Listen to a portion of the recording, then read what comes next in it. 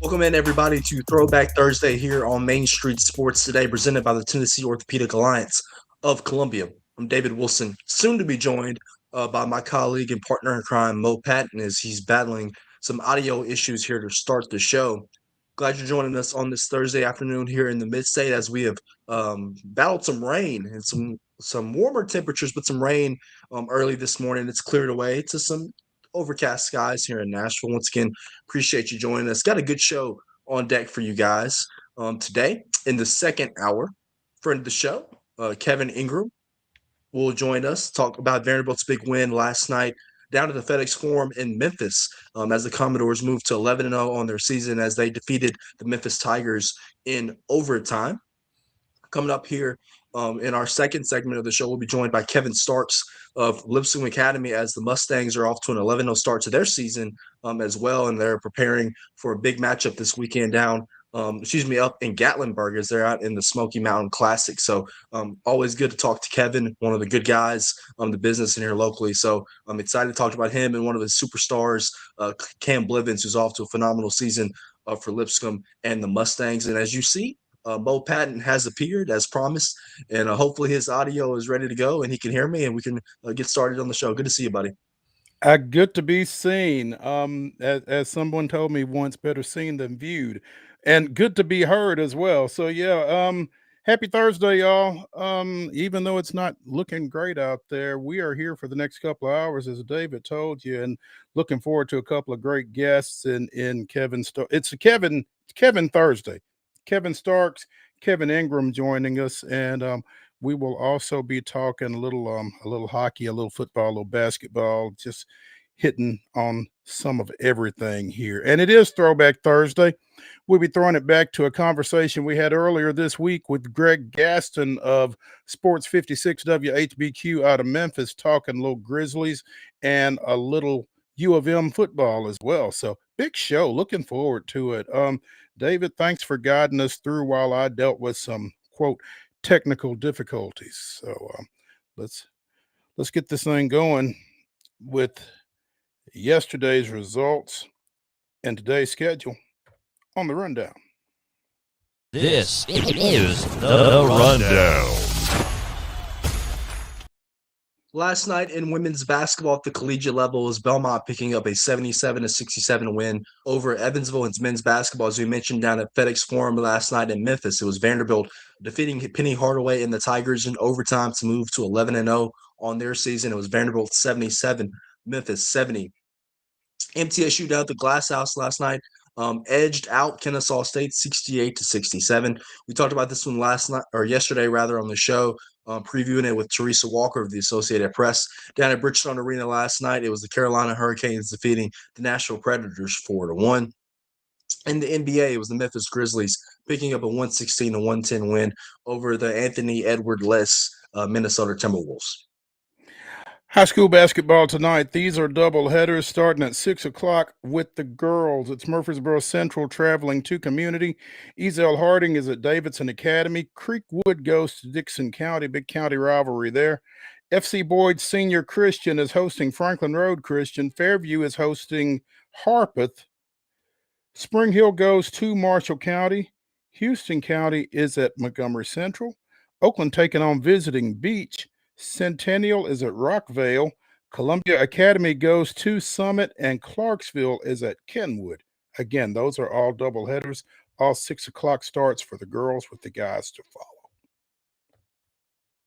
Girls basketball action, just girls basketball matchups. An 8:30 start this morning between Providence Christian and Folk Arkansas. It was Wilson Central taking on Campbellsville, Kentucky. 10 a.m. down in Orlando as the Wildcats made the trip to the Sunshine State. It was Dora, Alabama, taking on Station Camp at 2:30 p.m. That's about 20 minutes away from tip-off. Also 20 minutes away from tip-off is Mortimer Jordan, Alabama, taking on the Watertown Purple Tigers. It's Scottsboro, Alabama, taking on Liberty Creek Lady Wolves. It's a 4 o'clock tip. Union City versus Lipscomb Academy, also a 4 o'clock tip. 6 o'clock tip for the following: Pleasant View at South Haven Christian, Knowledge Academies at STEM Academy, and West Creek at Clarksville Northwest. 7 o'clock tip for Northridge, Alabama versus Nolensville, and a 7:30 tip as the Lebanon Doublettes take on Hoover, Alabama. 7:30 tip right there.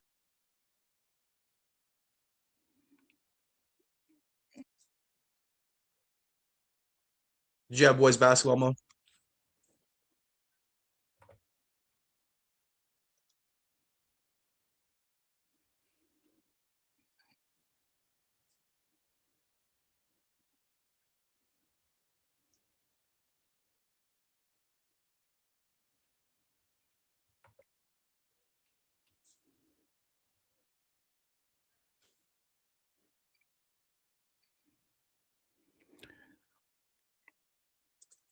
Boys basketball starts at 5:30 tonight. Lipscomb Academy faces Berkmar over in the Smoky Mountain Classic at 8:30.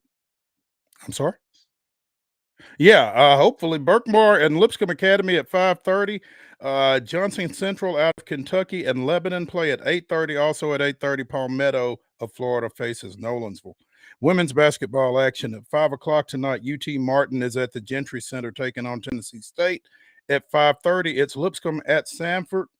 Both those games are on ESPN Plus. At 6:30 on the SEC Plus, the University of Albany goes to Memorial Gym taking on Vanderbilt's women. Men's basketball action tonight. It's UT Martin at Tennessee State, the back end of an OVC doubleheader. That's a 7:30 start. You can see that one on ESPN Plus as well. And at 7:15 on Amazon Prime, it's the Rams at the Seahawks in NFL Thursday night football action. Ladies and gentlemen, that concludes your rundown.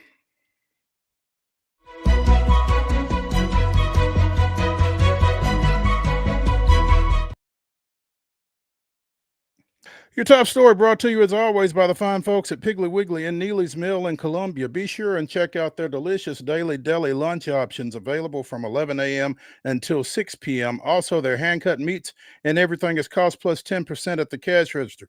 Piggly Wiggly, Neely's Mill, Columbia, bringing you our top story and some sad news coming out of the Nashville Predators as Sheila Crisp, the wife of longtime Predators analyst Terry Crisp, passed away recently at the age of 82 after a battle with cancer. The Predators released that information earlier today. The Nashville Predators are deeply saddened by the passing of Sheila Crisp, wife of Terry Crisp.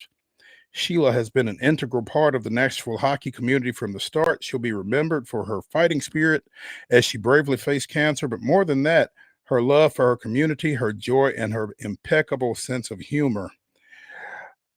In addition to Terry, Sheila is also survived by their 3 children, Tony, Jeff, and Kaylee, and by 10 grandchildren. Sheila Crisp has passed away at the age of 82. The two were married for 60 years. She got a cancer diagnosis 3 years ago. You hate to hear that. It's just cancer is so pervasive in every walk of life these days, and it's unfortunate. But you hate to hear that for Terry and for the Predators family, obviously. And it's really tough because just a few months ago, Willie Donnick's wife, Erin, also passed away from cancer. So it's been a tough stretch for the Predators community, and obviously our thoughts are with Terry and continue to be with Willie and with the Predators family as well. Yeah, absolutely. When you think about hockey in Nashville, Mo, Pete Weber and Terry Crisp were so vital to what hockey has become in Nashville. And I remember those early days as just a wee child and lad, but they were integral in the Predators staying in Nashville when there was an opportunity to go to Canada. And so, as a child, when you watch the Predators growing up, it was Pete Weber and Terry Crisp. And so, Terry Crisp and obviously his family has meant so much to the Nashville area. And as hockey kind of boomed here in Nashville when I was in high school, obviously that was when the Predators went to the Stanley Cup Finals. I believe that was the summer of 2017. You know, that was probably the most energized the city has been in a long, long time. I remember just going down there on Broadway. You just take your lawn chair, and they would have the big video board outside of Bridgestone Arena, and that's when this place really became kind of in a sense a hockey town. It was always that who was going to be singing the national anthem during that playoff run, what guests were they going to have, and so obviously Terry Crisp means so much not only to the Nashville area, but obviously, as you mentioned, the Predators organization overall. So obviously, as you mentioned, our thoughts and our prayers are with him. And as you mentioned, I think we all know somebody, whether it's extended family or personal family, that's been affected by cancer. And so hopefully, it's something that we can eventually find a cure for. Oh, without question. And you mentioned Terry and Pete and their impact on hockey in this community. It's been from day one. I mean, they literally did Hockey 101 all across this town and this area, introducing people to the sport. I mean, there had been iterations of hockey in this town prior to the Predators, obviously, but the one thing everybody talks about is the speed of the NHL. But they went out and educated people on the nuances of the game and that kind of thing. And really, they were, when the Predators were being formulated and kind of getting their feet on the ground, those guys were the face of this franchise. They were the face of hockey in Nashville. And a lot of people are still around that still remember that and remember those guys for that. And so it's obviously a tough loss again.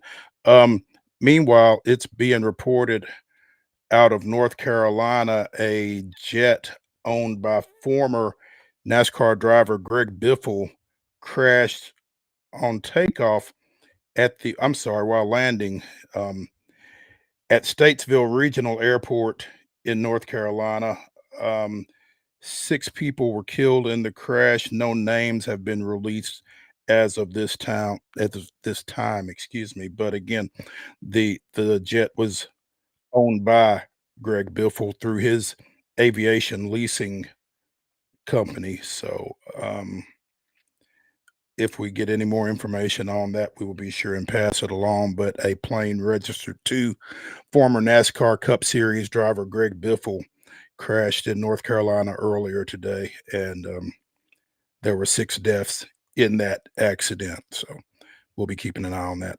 Let's take a break here as we get started on Throwback Thursday on Main Street Sports Today, presented by the Tennessee Orthopedic Alliance of Columbia. When we come back, it'll be Coach's Corner with Kevin Starks, boys basketball coach at LIPSCOMB Academy. Stick around.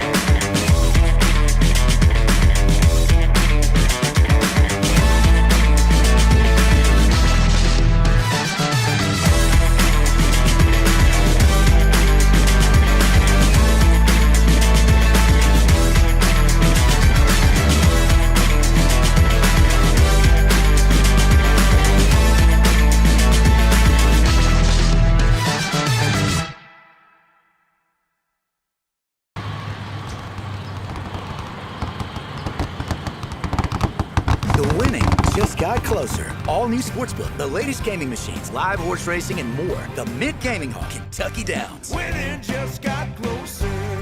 This holiday season, the largest lantern festival in the country returns to Nashville Zoo. Experience more than 1,000 all-new handcrafted lanterns, towering creatures, magical worlds, and a North Pole village. At the center of it all, the Smashville Ice Rink. Welcome back to Zoolumination at Nashville Zoo. Bigger, brighter, and better than ever.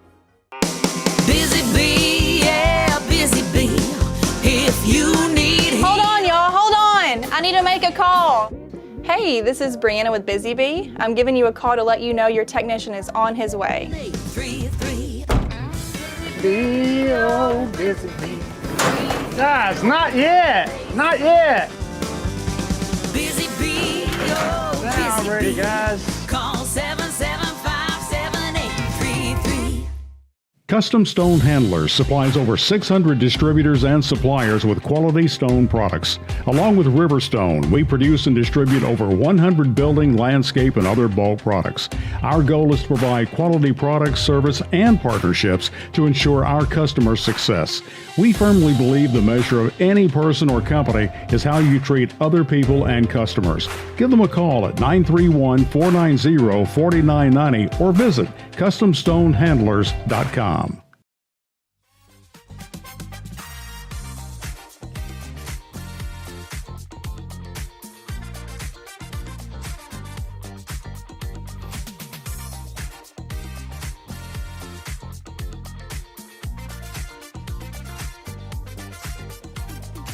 We continue Throwback Thursday here on Main Street Sports Today, presented by the Tennessee Orthopedic Alliance of Columbia. That's David Wilson. I'm Maurice Patton. It is time for Coach's Corner, and we are set to visit with Kevin Starks, boys basketball coach at Lipscomb Academy, who has not made it to us just yet. They are somewhere between here and the Smoky Mountains, where they are set to play later this evening. They've got Berkmar out of Georgia in a matchup over in Gatlinburg. So we hope to get Kevin here pretty soon. In the meantime, though, let's go ahead with our weekly awards. Mark, if that works for you. That does. Let's go. All right, let's do that. Let's start with our Custom Stone Handlers In to Win Life Team of the Week. Besides the military, there is no more vital team building function than high school athletics. Custom Stone Handlers invites you to get in the game.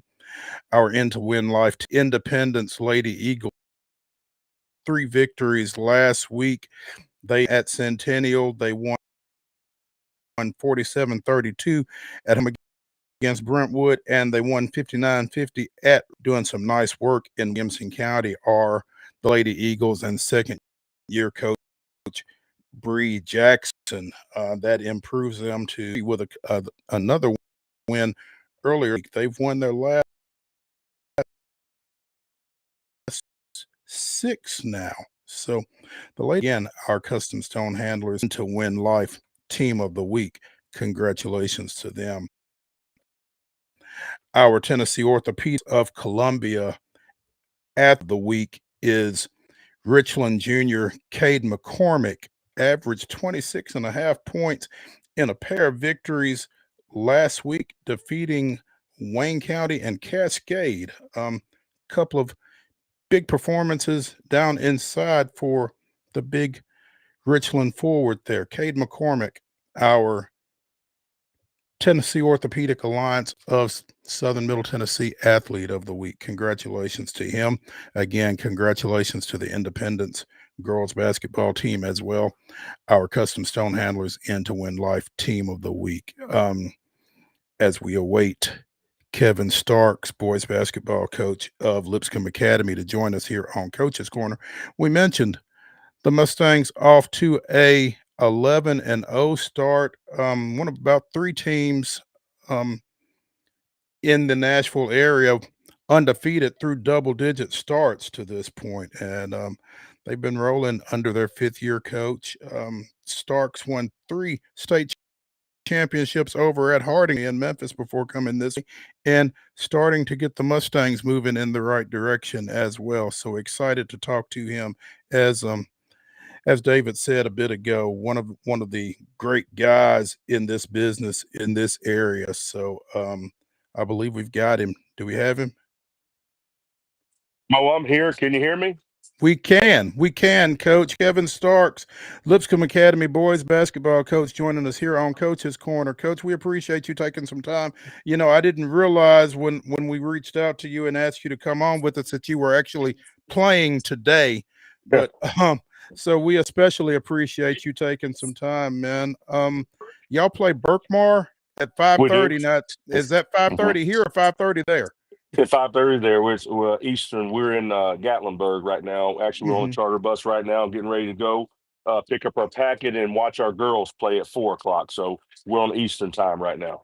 Okay, so you're pretty close then. So we don't need to be fooling around a whole lot with you. But congratulations. Take us through this start, man. Well, I will tell you first off, I appreciate you guys having me, but this is my sixth year at Lipscomb, and it has been one of those situations where Mo, you know, I came from Memphis, so you have to get your feet settled in the mid state, and it's taken me a little while to do that.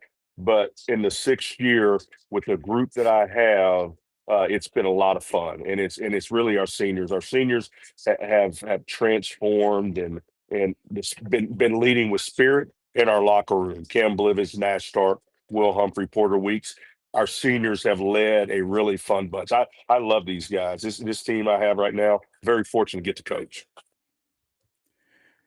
David had mentioned Cam during our lead in, and this guy, one, he's a legacy. His dad played in this town as well, and everybody knows Michael Blivens. But what is it that you're liking about Cam? Here's how I describe him. We were talking at lunch today, the coaching staff, and what I can say is that his teammates love him, and you can't say anything. You won't find a person who says one negative thing about who he is as a person. That's the first thing. And the second thing is he's a great talent. He is. He's one of those guys that has crafted and worked on his game and just gotten better and been a leader for us, but a guy that you can be proud of that's in your locker room. And on top of that, he's a 30 ACT score guy too. So that helps. That certainly doesn't hurt. And I would imagine that's going to kind of open some doors for him at the next level as well.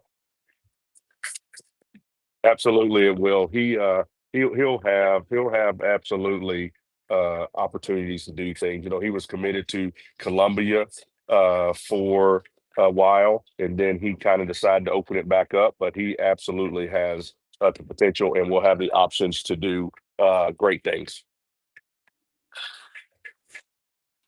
Coach, I'll hop in here really quickly.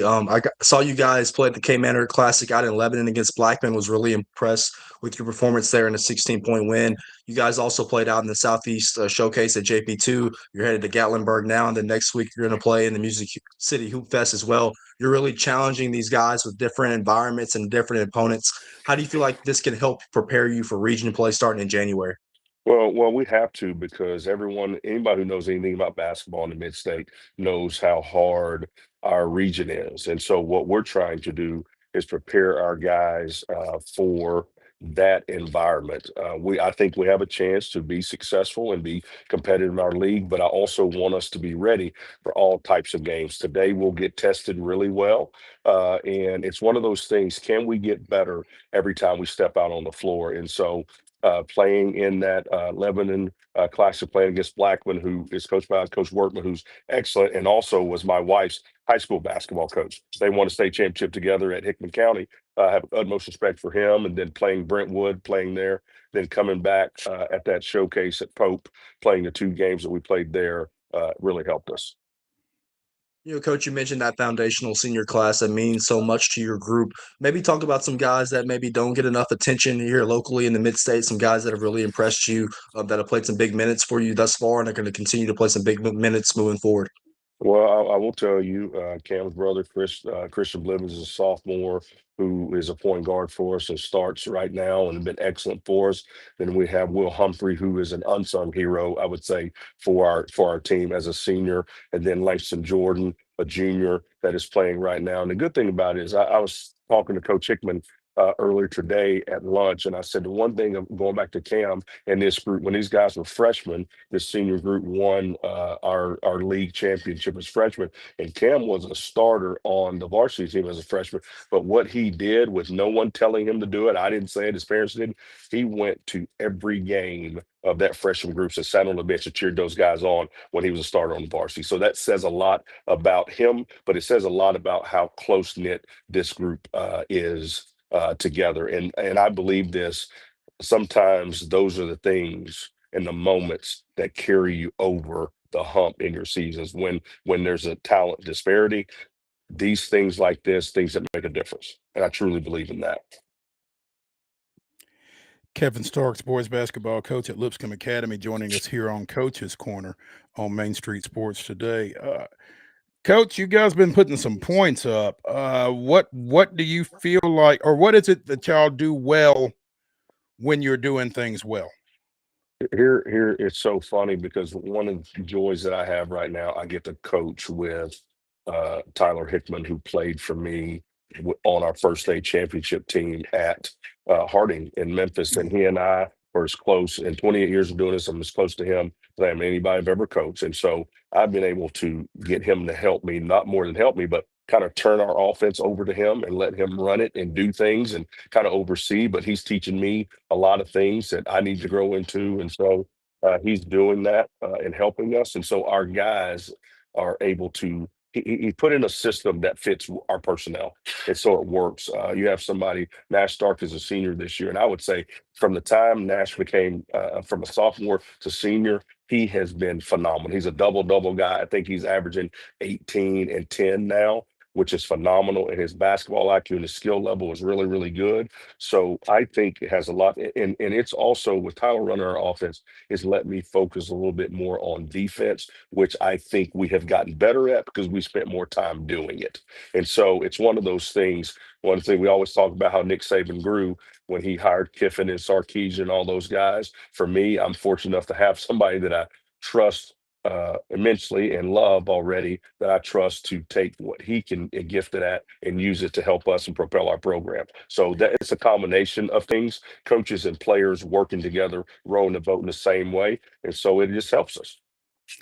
Tyler, former coach at Centennial as well, and that offensive coordinator doesn't hurt, I don't guess, huh? No, it just makes my life a lot easier having him. I can just tell you that. It just does. It's one of those things. We have shrunk our staff. I had 4 or 5 guys in years past, but we have gotten our staff down and just guys. Sometimes you got too many cooks in the kitchen, and so we've got our staff down to what we need right now, and it just fits our guys. And once again, these guys that we're coaching to are easy to coach. They allow us to coach them. They're knuckleheads a lot of the time, make us laugh and make fun of us, but they allow us to coach them. And we love coaching them. We love coaching them. You mentioned, Kevin, that you had spent time in Memphis, obviously, again, won 3 state championships down at Harding, 6 year at Lipscomb now, spent some time out at Grace Christian before that. What was it that brought you back or brought you to the mid-state area? Assuming we've still got Kevin. Kevin, you still there? Yeah. I don't know if he can hear us or not. Coach, can you hear us? Oh, okay.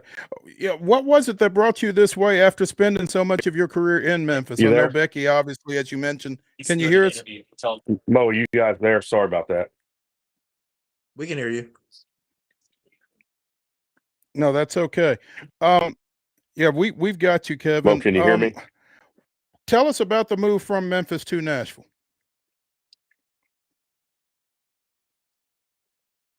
Yeah, we've got you. Can you hear us?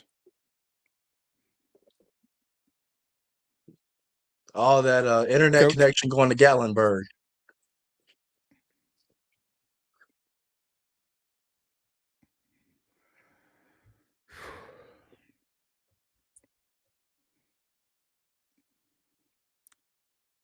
Oh, can you hear me? Mark, did we lose Coach Starks?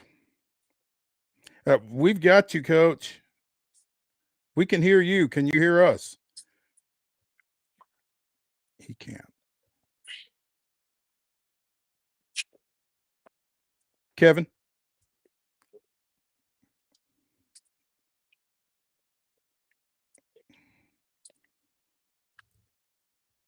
Coach?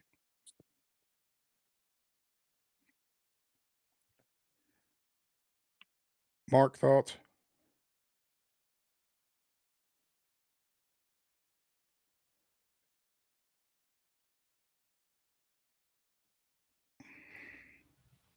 Yeah, let me call. Yeah. Again, as we were mentioning, Lipscomb 11-0 heading into this matchup tonight against Berkmar of Georgia here in a couple of hours, basically. Coming off of most recently a 74-35 win on Friday against Good Pasture. They've won their last 3 at home. It was Cookeville and Rockvale prior to that Good Pasture win. Defeated Nashville Christian by 20 to open the month of December. Coming out of a couple of wins over Thanksgiving weekend against Shelbyville and Paul Bryant out of Alabama, and the 2 wins at the K. Maynard State Farm Classic that David referred to, Brentwood and Blackman, couple of Class 4A programs there. So they've been doing damage regardless of classification. Again, 11-0 heading into this weekend. Mo, I think we got him back if you want to give him a shout. Coach, can you hear us? Yeah, I'm back. Sorry about that.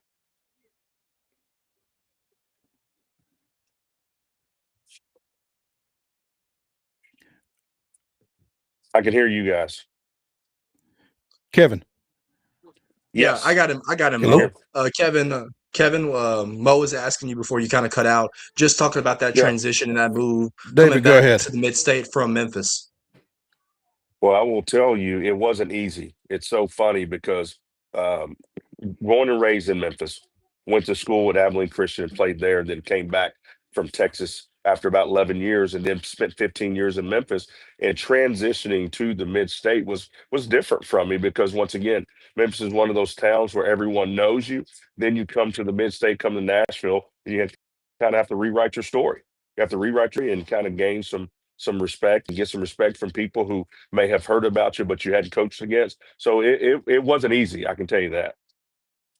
You know, Coach, you mentioned Nash Stark being one of those vital players of your senior class, and just kind of hearing about your program and being around it just a little bit. He might not even be the best player in his own family. Obviously, Sage Stark, who's an 8th grader playing for Becky, is doing a lot of great things for her. Kind of talk about that family dynamic and how they push each other to get better. Well, I will tell you, everyone in the family has played something. So his brother Rocco also is on the team, and so Sage is playing on the varsity team, and then Nash is here, Rocco's here. So their whole family, they're Lipscomb people, their whole family have been coached by their parents. Their parents know the game, and so it's one of those situations. Sometimes you're better off going home to people that don't know what they're talking about. But between the Stark and Blibbins, who have people in their house that know what they're talking about, that's not easy. Ty Hathaway's the same way with his dad playing at Tennessee. So some of our guys not only have us coaching them, but also have parents that understand basketball and know what they're talking about too. Yeah, we mentioned really quickly as you kind of transition into region play starting in January. Have you had an opportunity to kind of take a look at what the region and what kind of challenge it presents for you guys? It does. And here's the thing about it. You have to be prepared, and you're not going to out coach a bunch of guys. So that's not going to happen. And so you have to be prepared. And the good thing about it is I believe by the time we'll have 6 games before we play our first region game. And so by that time we get to game 18, we're going to be battle tested. And so these guys that came back from last year will be in a situation where they can go and go and do what they want to do and be able to do, but no, it's not going to be easy. But I think we're going to be prepared for it. I think this year we're going to be prepared and tested and do the things we need to do to be successful. Absolutely, Kevin. Well, we wish you the best of luck. Appreciate you joining us and battling through some technical difficulties. Best of luck the rest of the way, and we'll catch up with you real soon. Well, always appreciate you guys having me anytime. Let us know, but I'm always rooting for you guys to do well. Thank you so much. Thanks, Kevin. It's Kevin Starks at LIPSCOMB joining us here on Main Street Sports today, presented by the Tennessee Orthopedics of Columbia. Sorry about that, Mo. I hammered out 3 more questions with him, and then we were ready to roll, and obviously wanted to let him go, and obviously he's got a team to coach and prepare for this afternoon. Absolutely. And yeah, that's perfect. That's perfectly fine. I'm dealing with some issues on this end, obviously. So yeah, it's great to be able to get Kevin, and we needed to be conscious of his time as well. So great job on your part, and great to hear from him. Hopefully they can keep it rolling up in East Tennessee this weekend. Let's go ahead and take a break as we continue Throwback Thursday here on Main Street Sports today, presented by the Tennessee Orthopedic Alliance of Columbia. At the top of the hour, we'll be throwing it back to a conversation we had recently with Greg Gaston of Sports 56 WHBQ out of Memphis. But when we come back, we'll talk a little pro football. Stick around.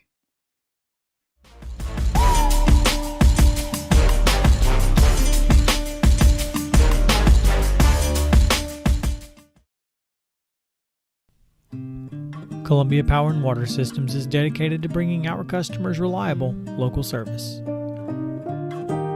Whether you're turning on a light switch, your faucet, or streaming on TV, our dedicated team members from here in Murray County work every day to keep you on. If you need us, call us 931-388-4833 or visit cpws.com. CPWS, local service, local support.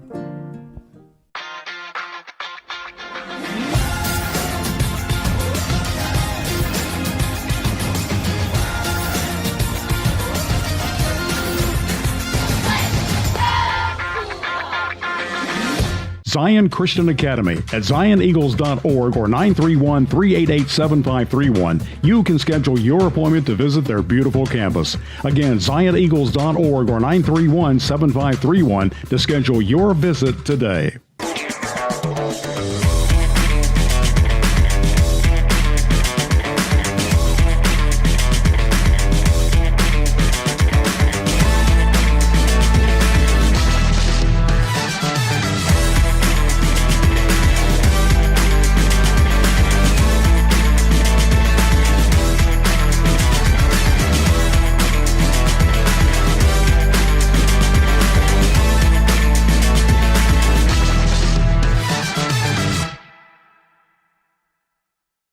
Nashville's Nutcracker, presented by Nashville Ballet, returns to TPAC November 29th through December 28th. This holiday season, audiences will journey with Clara and the Nutcracker Prince through Nashville's history and the land of sweets. Tickets on sale at NashvilleBallet.com.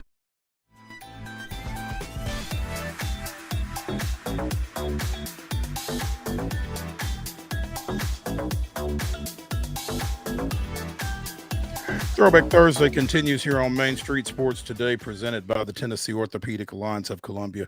That's David Wilson. I'm Maurice Patton. At the top of the hour, we will be throwing it back to a recent conversation we had with Greg Gaston out of Sports 56 WHBQ in Memphis, talking a little Memphis Grizzlies basketball. They won another one last night. And University of Memphis football. Looking forward to that. Also at 3:20-ish, we'll be visiting with Kevin Ingram of the Vanderbilt Radio Network, getting caught up on West End. Again, the Commodores with a big win yesterday on the road and other stuff going on over there. So looking forward to checking in with Kevin. Titans, big matchup at Nissan Stadium Sunday as Kansas City comes to town minus Patrick Mahomes, and looking to continue the, progress of rookie quarterback Cam Ward, who has thrown for 2,638 yards this season. He is 181 passing yards short of the franchise rookie record for passing yardage. Marcus Mariota set that mark with 2,818 yards in 2015. So you'd like to think he'd get that this Sunday, but at the same time, he only threw for 170 out at San Francisco this past weekend. So you feel like he's going to get it before the end of the season, but sooner would obviously be better. So yeah. We talked about it yesterday with Teresa Walker at Mo. The challenge that Cam Ward has had really over the last 3 weeks in particular. You think about him facing 2 weeks ago the pass rush that is the Cleveland Browns and Myles Garrett, then facing Robert Saleh, who's notoriously been a great defensive coordinator out in San Francisco. Then the challenge ramps up this weekend. Steve Spagnuolo does it at a very high level, and he's done it for a very long time. A very exotic looks, likes to bring pressure on the quarterback. And so that is going to be a matchup, that chess game between Cam Ward and Steve Spagnuolo, particularly with Cam Ward being a rookie quarterback. And Kansas City defense that has Chris Jones anchoring right there in the middle at the defensive tackle spot. Cam Ward is going to get tested really quickly. And I think these are the things you want to see, Mo. You want to see Cam Ward challenged. And, the Titans have played a really hard schedule. When you think about the defenses, particularly that they played, even in their division, Houston is awfully lauded as one of the top defenses in the National Football League. And so Cam Ward has been challenged by some great defensive coordinators and some great pass rushes, and that will continue on Sunday. Absolutely. And it's going to be a week to week thing for Cam Ward. The one thing that we said on a show here recently, it's not going to be linear. There's going to be snatches and grabs and ups and downs and that kind of thing for Cam, but he has thrown for 2 touchdowns in each of his last 2 games after not doing that in either of his previous 12. So yeah, you kind of got to take your positives where they come with this guy, I think. And there's plenty that he needs to get better at. Everything he needs to get better at. Who am I fooling? But at the same time, there's progress being made as well, and I think you got to kind of recognize that. So And we will see what. Go ahead. it helps that they have had a run game the last 2 weeks with Tony Pollard going over 100 yards in back-to-back games, looking, as Teresa said yesterday with Calvin and I, looking to go for back-to-back-to-back 100-yard for the first time in his career. Obviously, he spent a lot of time in Dallas splitting carries with Ezekiel Elliott. But, when you have a run game that can be functional and allow your offense not to be one-dimensional, it allows some opportunities in that passing game to open up for a rookie quarterback. And, there's still some meat on the bone for Cam Ward. There's some throws that are out there to be had that he has missed. Now, granted, he's not throwing to the best of wide receivers, but there's meat out there on the bone to be had for him, particularly when he's under center in that play action pass. Now the game has gotten going a little bit. Obviously, the Titans are playing under an interim coach right now, Mike McCoy. They've got, as we mentioned, Kansas City this weekend, finish up against New Orleans and Jacksonville. There's going to be a coaching change made, and Cam is saying that he would like to be involved in that hiring process in some sort of way. Actually spoken with Borgonzi and Brinker about his involvement. I want to meet all of them. Every coach who's going to get the opportunity to come here, I want to meet them, have conversations throughout the whole process, because that's someone that I'm going to be here with for that time. So we've got to just continue to me being around and being open to it, no matter who we try to hire, because I know at the end of the day, who we do hire is going to be the right fit for us. Whether it's a defensive person or an offensive person, they're going to make sure that every person is in the right place and make sure every person is set up for success. Yeah, I don't know how much, well, I don't know how often it is that a rookie quarterback has to go through a coaching change at the end of his first year. So I don't know just what's appropriate for their involvement in that process, but I think it's probably a good thing that he at least is saying, "Hey, I'd like to kind of try to create some type of synergy with these guys and see who I'm comfortable with and that kind of thing." So, be something to keep an eye on through the process here, I would imagine. Yeah, I mean, you mentioned a rookie quarterback having their head coach get fired. It's happened here recently more than you think. Obviously, it happened last year with Caleb Williams, the Chicago Bears. Obviously, Matt Eberflus gets fired. They bring in Ben Johnson. Look at the world of the difference that it's made when you bring in a competent head coach that can surround yourself and put your players in best position. The Bears have an opportunity to kind of get head and shoulders above the Packers this Saturday in the NFC North race. Potentially vie for a 1 seed, which was probably thought to be unheard of in Chicago at this point last year. You think about Trevor Lawrence down in Jacksonville. Obviously, his rookie year was Urban Meyer, and obviously he got fired. So that there's an opportunity here for Cam Ward. I do think that the Titans need to bring in someone necessarily that's not offensive minded or defensive minded. They just need to bring in a leader of men who can kind of steer this ship in the right direction. I've been on the record with my friends saying that I think Mike McCarthy would be a great hire for where the Titans are right now, just because he has been around and developed really great quarterbacks. Obviously, he's been with Aaron Rodgers, Brett Favre, been with Dak Prescott down in Dallas. And the guy might not necessarily win the big game all the time. He has won Super Bowl, but he wins, and he knows what it looks like to be a winner. And I think he would be a great hire, particularly he's on the couch right now. He's probably looking for a job, and I think the Titans would do well bringing in Mike McCarthy, who knows what a winning organization looks like and what the pieces need to be done. The Titans need a leader of men. They don't need to sway offensive or defensive. They need someone to get this thing on the right track. I think McCarthy is really fascinating for all the reasons that you mentioned there, and the fact that he is on the couch. He's not somebody that you've got to wait for a season to get over with or anything like that. I think that there's a lot of positives, really, when you talk about Mike McCarthy as a potential candidate for this spot, and his work with quarterbacks certainly doesn't hurt. I don't think. I don't think I'm I don't intrigued. think they can hire somebody who this would be their first head coaching job. I don't think they're at that state. I think they need somebody who has done the job before and knows what the blueprint looks like. Because you're going into a new stadium and you have to sell this team to this fan base, or you're not going to be able to put butts in the seats. And that's what they truly want for that new stadium. They need someone to get this thing going really quickly, and I don't think they can afford to hire a first year head coach. That's just my And opinion.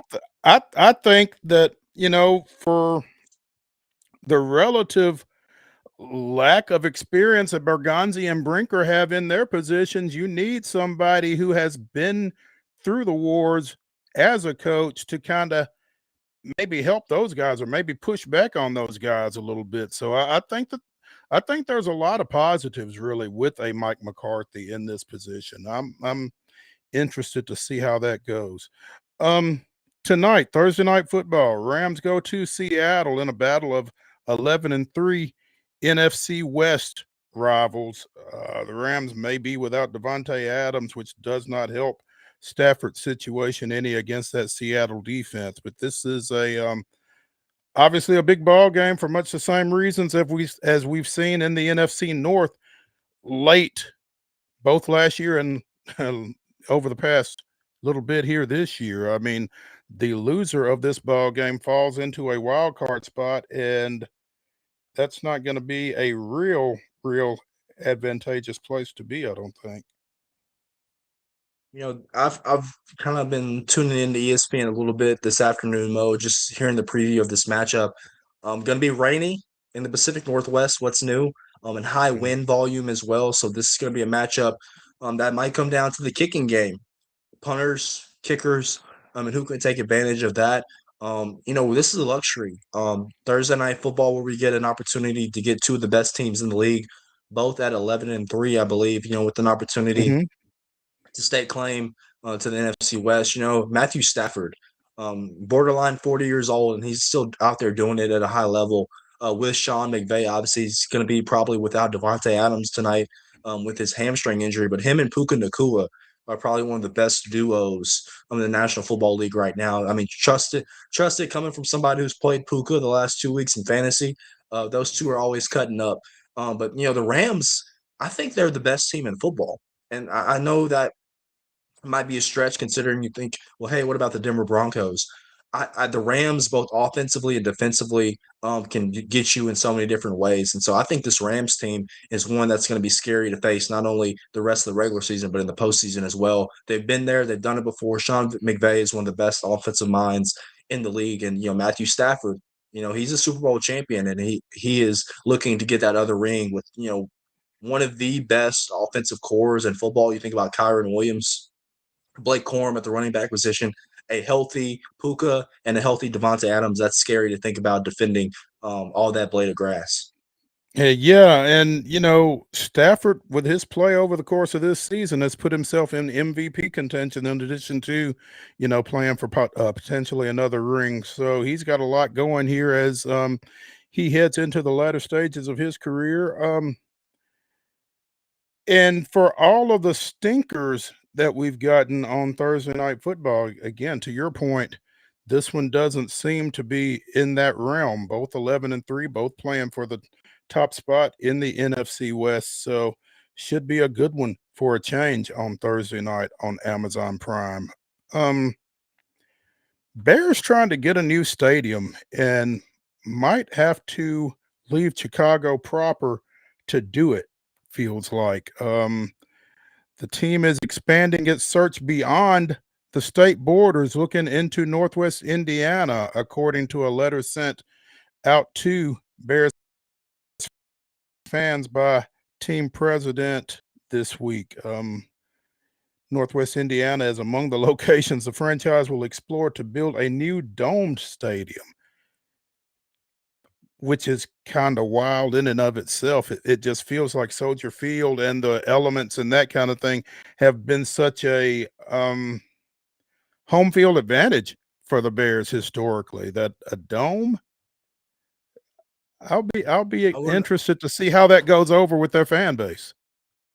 I would be interested to see if you asked the 85 Bears potentially about the 2030 Bears playing in a dome, their thoughts on that and maybe calling them soft a little bit. But, I we're seeing that these stadiums moving towards this. Obviously, the Titans are building a dome stadium here in Nashville. The weather here is not as brutal in the winter as you would think in Chicago, obviously, but, players have complained though, Mo, about playing on artificial turf instead of natural grass. And I think that's something to keep an eye on, especially with all these ACL injuries that we've seen, particularly last week.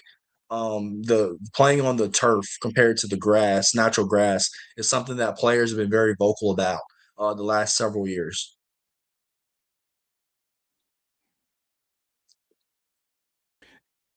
Yeah, I saw a graphic about that earlier this week. Parsons, Mahomes, Bosa, Malik Neighbors, Tyreek Hill, Tucker Kraft, Zach Ertz, Marshawn Lattimore, all with torn ACLs. Najee Harris and Daniel Jones with torn Achilles, and a lot of folks want to attribute that to artificial surfaces. I don't know how accurate that is, but the anecdotal information kind of leads you in that direction for sure. Yeah. And with these new stadiums, obviously the Titans stadium is outside right now, but it is artificial turf. And Cam Ward has kind of been on the record complaining about that as well. So Green Bay, I believe, is grass. Denver is grass. Kansas City is grass. But a lot of these stadiums, or particularly the ones that have domes, obviously, outside of Arizona, which, it's a nice climate to grow the grass outside and then move it inside. But a lot of these, obviously, these domed stadiums have turf. And so that's kind of just a byproduct of that. So we'll see how the NFLPA and the NFL attacks that moving forward. As the season winds down, there are a lot of significant matchups and significant games and that kind of thing. But one coming up on Sunday, Pittsburgh goes to Detroit. The Steelers are 8-6 heading into that matchup. They are tied with the 1965 to 1985 Dallas Cowboys for the longest streak of non-losing seasons with 21. If Pittsburgh can get to 9 wins, they would break that record. They've got 2 other games after Detroit on Sunday, but the idea of not having a losing record for 3 decades basically is pretty unreal. And obviously a lot of Steeler fans have a lot of issues with Mike Tomlin for a lot of reasons, but you got to admire the consistency that the Steelers have played with under him, if nothing else. I mean, you can pencil them in June, July, every year that they're going to win at least 9 games, 9 games that they're going to do that they're going to be in playoff contention under Mike Tomlin. Now, granted, the AFC North has not been a juggernaut this season. Obviously, Cleveland has its issues. Cincinnati has been very vocal about having issues, and obviously the Ravens been very subpar this year, particularly after the first half of their season opener. In the first half of their season opener against Buffalo, I was ready to take my money to the bank that the Baltimore Ravens are going to be world champions the way they lit the world on fire through the first 2 quarters of their season opener. Ever since then, they've been very Jekyll and Hyde. But Pittsburgh, it seems like, though, it's been a really nice marriage this year, just for the 1 year with Aaron Rodgers. He kind of gave them some stability that they needed at the quarterback position. They're 8-6, and obviously you're leading that division. So we will see what they do in the playoffs. It's a loaded AFC. Obviously, Denver, New England, Buffalo as well. So they're gonna, and I wouldn't put it past Houston or Jacksonville with the way the Texans defense is playing and the way that the Jaguars offense is playing. That any team in the AFC feels like they can make a run to the Super Bowl. Yeah, it looks pretty top heavy there with again 5 teams that are already at 10 wins plus. So it's going to be an interesting run there once we get into the playoffs. We'll be keeping an eye on that. Let's wrap up hour number 1 on Throwback Thursday on Main Street Sports Today, presented by the Tennessee Orthopedic Alliance of Columbia. When we come back for hour number 2, we will throw it back to our recent conversation with Sports 56 WHBQ's Greg Gaston, talking little Grizzlies and a little U of M. So stick around for the second half of the show after this.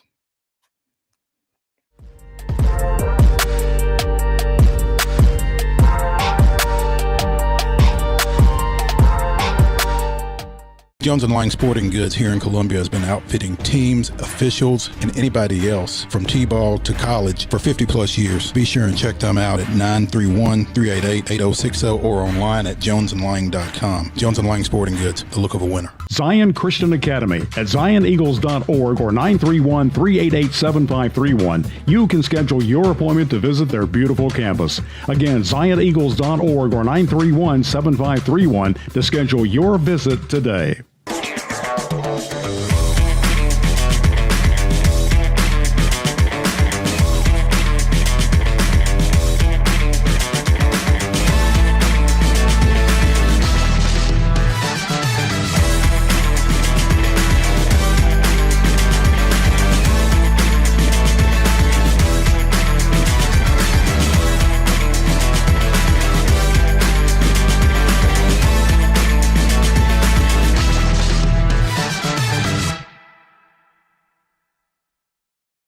Is your internet slowing you down?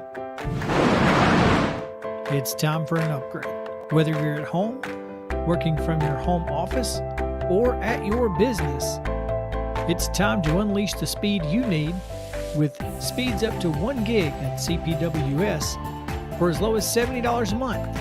Give us a call, 931-375-7777. Local service, local support, CPWS. Piggly Wiggly, located in Neely's Mill Shopping Center, is Columbia's locally owned and operated Cost Plus 10 grocery store dedicated to serving the community with low prices and smiling faces. Piggly Wiggly offers fresh, hand-cut meats daily as well as daily hot plate lunches from their deli counter. You're certain to see smiling faces and a helping hand when you're here at Piggly Wiggly. Come by and check out our fresh produce, high-quality meats, and more. Down home, down the street, we'll see you at the Pig.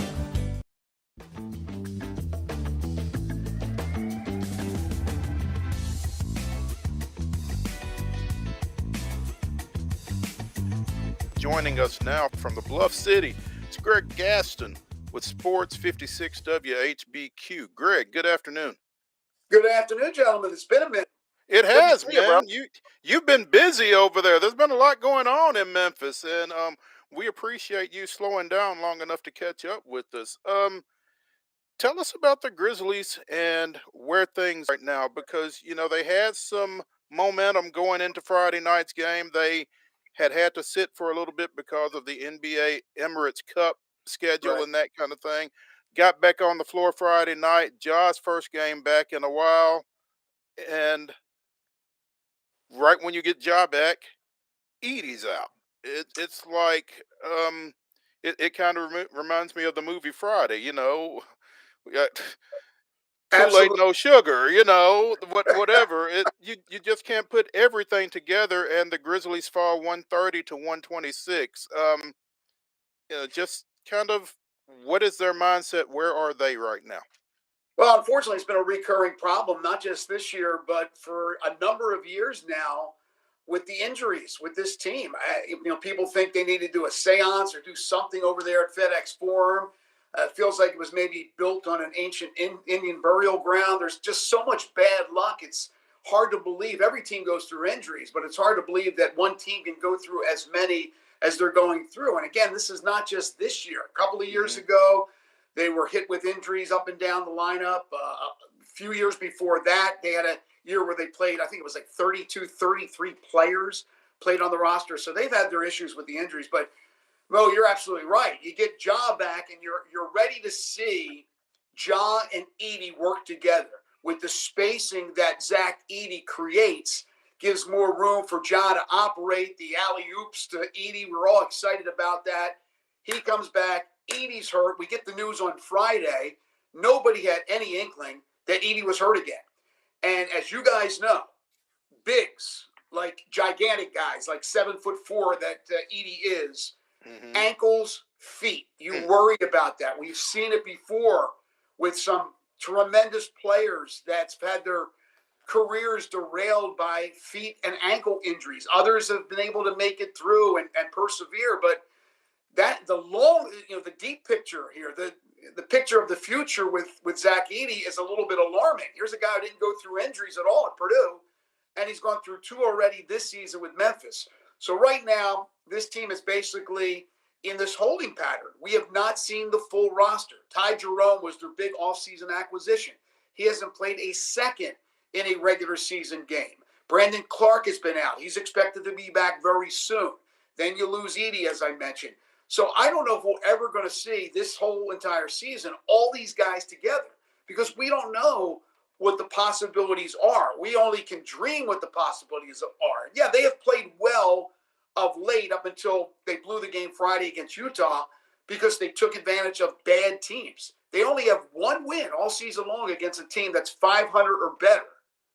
So think about that. They have feasted on the bad teams. And Friday, they weren't able to do that. Down the stretch, Ja, who had played pretty well for his first game in a long time, tried to take it upon himself down the stretch. He had a turnover. He had a missed runner. He had a missed 3-pointer. That was the end of the story, and they couldn't guard the perimeter. Utah was shooting lights out. So right now, to answer your question, long-winded, but they're in a holding pattern. They have some tougher opponents coming up. They also have some weaker opponents. For example, the Clippers are a struggling team who they'll play tonight in Los Angeles. But without Zach Edey, who knows what can happen. Edey has been a difference maker since his return. Greg, and that's an interesting kind of framework, interesting, but unfortunately in a bad way, is the way the injuries are kind of staggered. It doesn't feel like we really will ever get a clear look, or if we do, it won't be until, unfortunately, I hate to say it, they might be potentially on the outside looking in as far as serious contention this season. So I'm curious, internally, what does the chatter, or what does the calculus kind of look like for the team going forward? You want to win as many as you can and just see what happens, but what internal kind of chatter are you hearing thus far? Yeah, Wade, I don't think you can really be concerned about this year and the end result. Sure, you want to be in the postseason, and they still have a chance to do so. They're sitting there right now in 9th place, so they'd be in the play-in. I don't think that's what they're thinking about. I think they want to see some semblance of a full roster so they can look at what they have moving forward. It is not out of the question that in a year or two they could decide, because it really hasn't turned out the way they had hoped with Jaren Jackson Jr. and John Morant. They haven't had a lot of success in the postseason when they've gotten there. Could they break it up? Well, some people would say they already have by trading Des Bane in the offseason. But could there be something even more? Yes, that's the possibility. But you're not going to do anything until you sort of know what you have. You have a new coach who took over last year, midway, a little bit past the midway point, in Tomas Isolo, who comes in with that international style, a different style than we're used to seeing in the NBA. So he's getting his first full year, and yet it's hard to gauge him because he doesn't have all his complement of players. So I think right now, like I said, holding pattern is the best they can do. See what they have when hopefully these guys come back. Fingers crossed. Yeah, Brandon Clark, who should be back soon. Edey will be reevaluated in 3 to 4 weeks. You have Ty Jerome sometime in January. Again, I'm knocking on wood here that these guys are all able to come back. And Scottie Pippen Jr. would be the last guy. He's probably not going to come back, if at all, until March sometime. But when you got these guys back, hopefully you've got enough games to look at them together to see what's possible. There are some positive signs, don't get me wrong. Cedric Coward, who they moved up to take in the draft, that was part of the Des Bane trade, has been absolutely phenomenal. Another young, talented player. Jalen Wells in his sophomore year, his second year, started out slow, has now hit a stride where he's knocking down shots. He looks terrific. So they have the pieces, but you want to see them all together. And you mentioned one other thing that I'm curious because there's always a little drama going on in Memphis, but Ja versus Ja versus the coaching staff was kind of the story maybe a month and a half ago, and then the injury comes in without Edie now. Kind of give us the take, because I'm real fascinated to see if the injury was a de facto cooling off period. And I'm curious where that goes from here in your mind. Everything I've heard so far since that initial blow up and the things he said after a game that certainly was alarming, I think it's cooled down. Now, obviously, Ja hasn't played. He's been on the sideline. He's been in city clothes, helping out the team as much as he can as a coach and a cheerleader, basically, but just waiting to get back on the court. So since he's come back, it's only been one game, and really didn't see much after the game on Friday against Utah. He was disappointed at the team's defensive play, but he was also disappointed at himself. So he took part of the blame. He wasn't throwing the blame at everybody else. He hasn't said anything about, woe is me. I want Edie back. We need Edie. But there's some things that kind of indirectly reference how it's important to have him. Jock Landau, another offseason acquisition, has done an admirable job, but he's not Edie. He's more of a offensive guy, can hit some threes, but he doesn't take up the space that Edie does to give Ja those lanes to be able to drive and kick or drive and finish. But the other thing is too that Ja, even when he was playing before the injury and the game on Friday night, he has to finish. He is not a great three-point shooter. He hit a couple the other night, but he's not been shooting the two at a high rate. And we know he gets into the lane, hits that little teardrop. He has to be more productive as well. You got to give him a couple of games to get back into the swing of things after this injury, and hopefully he'll be able to play for a while, God forbid, before getting banged up again. We know he's not playing with the reckless abandon that he played with to start his career, but he's still trying to do some Ja things. Like the other night, he tried to posterize Kevin Love like he tried to do several years ago. He tried the same darn dunk. It came up short, but it was the same effort. And people want to see a little bit more of that from Ja, right? But you don't want Ja, again, to come down awkwardly, be out for another month or so. The only way you can see what this team can do in the long run, you have to have Morant on the court. And that's a tough situation for everybody involved, it feels like, Greg, just because he's a competitor and he's not a big guy. And so when he goes to the rim like that and can come down any kind of way, can get bumped and get knocked around and that kind of thing, it's nobody sets out to get injured. Obviously, nobody sets out to injure him, but things happen when you're moving at that speed and doing that stuff, and you're trying to make yourself as available for as long as you can, but you want to play your game as well. I mean, I don't know how some of those guys hit that sweet spot there. Yeah, I don't want to be the get off my lawn guy. I'm pretty old, but I remember players seemingly playing every game, and I wonder how they were able to do it, because you're absolutely right. These are the best athletes in the world. The heights they get up to, coming down on those ankles, coming down on those feet, the twisting and the turning, the getting knocked around. He has slight of frame. So it goes without saying that he's going to get banged up. It goes with the territory. He's cut down those crazy dunk attempts that we saw. But that also made him the player that he is, and the player that is known not only here in our state, not only in the NBA, but really around the world. He's the one focal point for Memphis Grizzlies to be known around the world. They know the Memphis Grizzlies because they know Ja Morant. That's why, to talk about, and I brought it up earlier, could there be a time where they look to trade him? I know there's a lot of stuff out there and people coming up with trade scenarios. First of all, his stock is not as high as it should be or would be. Number two, for the reason I just said, I don't see that happening. He is the linchpin of fans around the world knowing who the Memphis Grizzlies are, putting Memphis on the map. It's just that if he's not going to be out there, he's not doing the organization any good. But they're going to continue to ride with him and hope that he can stay relatively healthy while still putting on a show. He's the ticket seller. He's the must-watch television. You have to have Ja out there. But I do, like I said, like some of these young guys that are up and coming. What you can have, though, is year in and year out, go through the same spiel and try to be able to sell tickets to these fans that, oh, well, we'll see what we got next year. Well, we'll see what we got the year after. It's all about the present. And right now, as I said, they're a team that's just kind of right now holding their own as a play-in team. The competition's going to get stiffer. We'll see if these guys come back, and then we can actually gauge really where they are since making that big Desmond Bain trade in the offseason. Greg, one other question.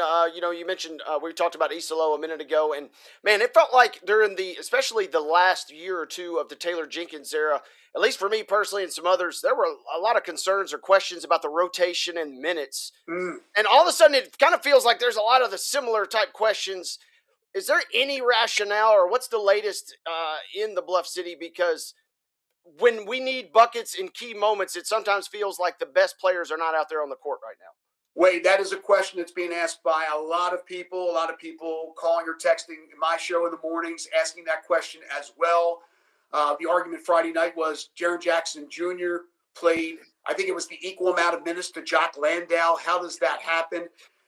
Jenkins really had a deep bench, but he didn't run this system that Isolo runs. Isolo's system is you zip in there, you go hard for 4, 5, 6 minutes. He brings them out. He brings other guys in. It's not always a 5-for-5 line shift, but there's a lot of substitution going on. And people will counter and say, well, how can you get into a flow if you're not playing? And then you look at the overall minutes. Now, Ja was on a minutes restriction on Friday. But overall, Ja's playing 30, 31, maybe Jackson 31, 32. You look around the league, look at guys like Jokic. He's playing 40 or 42 or Doncic that many. I'm not sure about SGA because he's been able to sit out the fourth quarters because they've been so dominant. But your stars have to be in there. And then in the fourth quarter, I just don't understand some of the substitution pattern. So I think you got something there, Wade. There's something that we're all curious about. But when you have a guy running a completely different system than we have ever seen in the NBA, bringing this international system here to the NBA, it's going to take a lot to get used to. But even those players themselves, I'm sure, behind closed doors, are questioning the minutes and probably questioning the rotation as well. And that was my follow-up there was, what's the internal support for that kind of methodology? Because if the whole organization and even the players are in on it, okay, cool. It may look odd to you and I, but if everybody's behind it, it's okay. But if there's disconnect, man, it just feels like square peg, round hole situation kind of in a little bit. Oh, it's going to be an implosion if there's disconnect. And we thought maybe there was a little bit of that when Ja was playing before he went out with the injury. And that, again, as I said earlier, it kind of settled down because he hasn't been playing. But what happens when the other guys come back from the injury? Now you have more players. Is Cam Spencer all of a sudden not going to get minutes? Are you guys keeping up with Cam Spencer? Cam Spencer is one of the best shooters in the NBA. I know he's a little guy and he gives up a lot defensively, but Ja gives up stuff on the defensive end too. Are you going to not play him? How deep will the rotation go with guys that are actually rotation players like Clark, like Jerome, like Pippen that haven't even played a second? And with all due respect, Greg, Memphis probably not the most cosmopolitan area. I mean, when you start talking international and that's the basis for what it is you're doing and it doesn't necessarily appear to be working, this may not be the best thing for this fan base. No, you're right. Again, the linchpin to being a known entity is Ja. I don't know how many people in China or anywhere, name a country, Spain. Now, Spain would know because of Marc Gasol and Pau Gasol. But other countries, I think you get my thoughts here, is that they wouldn't be on the map. But Ja has them on the map because, again, when Ja is playing at 100%, he is absolute must-watch television. There's only about a half a dozen to 12 guys, I think, in the NBA that are must-watch, and Ja's must-watch. But Ja, the sneaker, right, the Nike, his brand is selling. He's such a big commodity.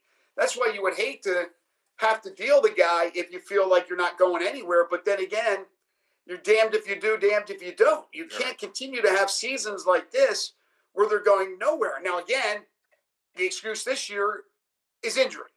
The excuse a couple of years ago, injury. People will take it to a certain amount of time, and then after a while, they're like, I'm tired of hearing the excuses. Do something. And I give Kleiman credit, Zach Kleiman, the GM. He made the move to trade Bain, to break up what they called the big three, and to bring in a young guy like Cedric Coward. I don't know if you guys have seen Cedric Coward, but I'm telling you, this guy has a chance to be a star down the road. I like him an awful lot. I like him a lot more than I like Jaren Jackson Jr. I'll be honest with you. But if Jackson could ever, he's been an all-star, I think, a couple times, at least once. He was defensive player. He's got the ability to be an excellent player. He's a very good player. He's not a great player. And he's getting paid like a great player. He has to step up. Ja has to be in games. He has to play. He has to make himself available. Coward, Wells, Edey, if he's healthy. Jerome. That's a good nucleus, guys. That's a really good nucleus. It's just a shame that we haven't been able to see it. Greg Gaston of Sports 56 WHBQ out of Memphis joining us here on Main Street Sports today. Greg, shifting gears, the University of Memphis has lost a football coach and named a football coach. Ryan Silverfield goes across the river and up a little bit to take over the Arkansas program. Charles Huff comes in from Southern Miss. First of all, when did the pivot come? When did U of M fans become out on Silverfield? Okay, so here's the deal. And I'm very close to Ryan. I do the sidelines for the radio network. And Ryan and I have become close for a number of years now, since he was part of the staff for the previous coach. So I'm close to him. But I have a radio show like you guys do, and I hear it all the time. It's not just this year. It's been happening now for 3-4 years. There are people in Memphis that just never liked the hiring of Ryan Silverfield, don't like the guy for whatever the reason is. And now they have more ammunition because the team faltered late in this season and didn't get to the promised land and weren't able to do so in his 7 years or 6 years as head coach. Can I stop you just a second? Yes. Didn't y'all have a starting quarterback go down this season that pretty significantly impacted things on the offensive side of the ball? No, Brendan Lewis got banged up a number of times in games, but he never really missed a game. Brendan Lewis was outstanding. I'm talking about a warrior. He came from Nevada with 1 year, came to the portal, did a great job. He would get banged up certain times, Mo, in games. He would go out, he would come back in. But he's played all the games, and he'll be playing Friday in the Gasparilla Bowl down in Tampa. So Ryan has had his guys. He also has pretty good NIL for Memphis in the group of five. Some would say it's the best. And in the American, it's probably the best, right? So if it's the best in group of five, it's the best in the American. So he has the money. He did a great job identifying players and bringing in those players. And for all these years, they won a bunch of games, won 11 games last year, played in bowl games, beat Power 4 schools in bowl games. Iowa State, West Virginia last year. They're playing this year, NC State. He did a very admirable job. I enjoyed it. But people were just from the get-go. Some of them didn't like Ryan. And then, like I said, they had more ammunition once this year. They faded at the end. They had the advantageous schedule because all the tough games in conference were at home. And they had already beaten Arkansas non-conference. They were in a great position to be that group of five representative in the playoff. And they faltered. So, obviously, there was a lot of people squawking. And then, lo and behold, Arkansas. I knew that Ryan had interviewed for a couple of jobs, including Arkansas. It looked like it was going to be Alex Golish. When Golish ended up getting the Auburn gig, it left Arkansas in a lurch, and then Hunter Yurachek, I think it was down to a couple of guys. He went with Ryan. So I want to wish Ryan nothing but the best. I think he's going to do a very good job at Arkansas. It's going to be a tough job, as you guys know, in that competitive SEC. But now I'm fired up from what I've heard so far and seen from Charles Huff. He turned it around at Marshall, won a conference championship, went to Southern Miss for 1 year, turned it around at Southern Miss. They went to a bowl game. He is not lacking confidence, guys. his presser was tremendous, and all the coaches are going to win the press conference, but he hit it out of the park. And so if he can put his money where his mouth is, they can identify the right guys. He has more budget now than he had probably in the previous 2 stops combined. And they can get the right players in, identify those players and get them in here, and then do the right things scheme-wise with X's and O's. They have a chance to be good. But here's the thing. He now has to take it to the next level. They have to get to the conference championship. And he knows it. He didn't back off of that. He didn't say, hey, 8 wins is good, 9 wins is good. All he talked about was championship games in his press conference. So the hope is that, again, he puts his money where his mouth is. I'm fired up. I know the fan base is fired up for this, but we'll see. We'll see what he does in the portal. We'll see which players he ends up keeping from Memphis, which players he brings in from Southern Miss. But getting back to Ryan, want to wish him nothing but the best. He was really fun to work with for all the years I worked with. You know, as you look across the American and you see Memphis and you see South Florida and you see Tulane, it kind of feels like, excuse me, the American is kind of the preeminent G5 conference at this point. Is that fair to say? And I think that's right on. I don't think there's any question. And so, you know, he's saying the right things, Huff is, but at the same time, that's not going to be just walk in and get it done either. This isn't just any ordinary G5 conference. It feels like just when you look around and you see who else you've got to deal with on a year-to-year basis. Exactly. You got to give him a little leadway in year one. You're not expecting to drop off the face of the earth. You're expecting to be competitive. But if he comes up short and doesn't get the team to the championship game year one, I think people understand that. But he's going to have to do so pretty quickly. I'm not saying he's fired if he doesn't get to the championship game in year two. But the point is that Dr. Ed Scott, the athletics director, Dr. Bill Hargrave, who's the president of the university, they're putting their chips into this corner with Charles Huff. For Memphis to be a player down the road, again, if there is more realignment, it's all about football, as you guys know. And so they need to win championships. They got to get there first, but they got to win championships. So there'll be some sort of pressure, even though he doesn't call it pressure, but there's going to be pressure on the administration.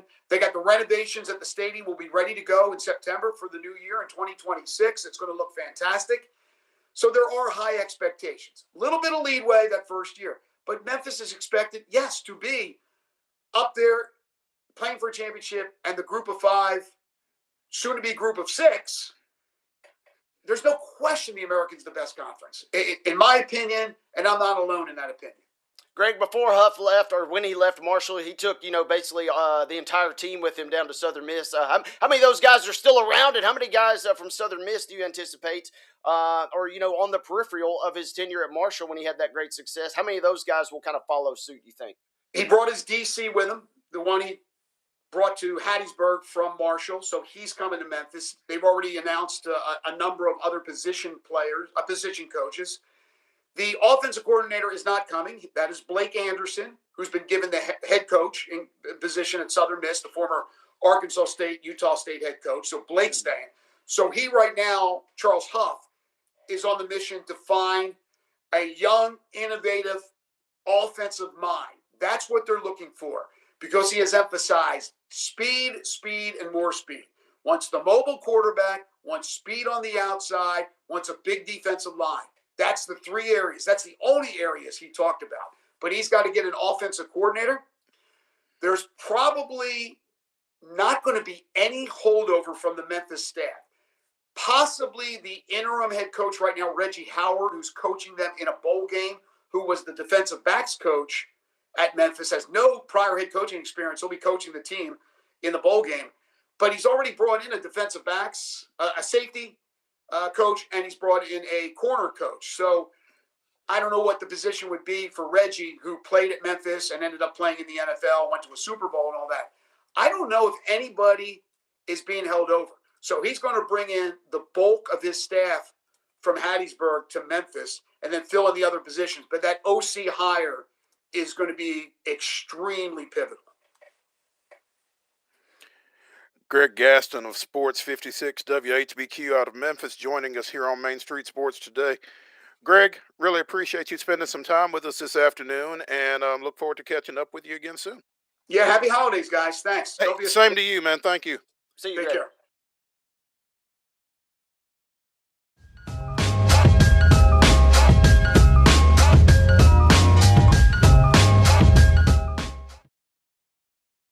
This holiday season, the largest lantern festival in the country returns to Nashville Zoo. Experience more than 1,000 all-new handcrafted lanterns, towering creatures, magical worlds, and a North Pole village. At the center of it all, the Smashville Ice Rink. Welcome back to Zoolumination at Nashville Zoo. Bigger, brighter, and better than ever. Nashville's Nutcracker, presented by Nashville Ballet, returns to TPAC November 29th through December 28th. This holiday season, audiences will journey with Clara and the Nutcracker Prince through Nashville's history and the land of sweets. Tickets on sale at NashvilleBallet.com.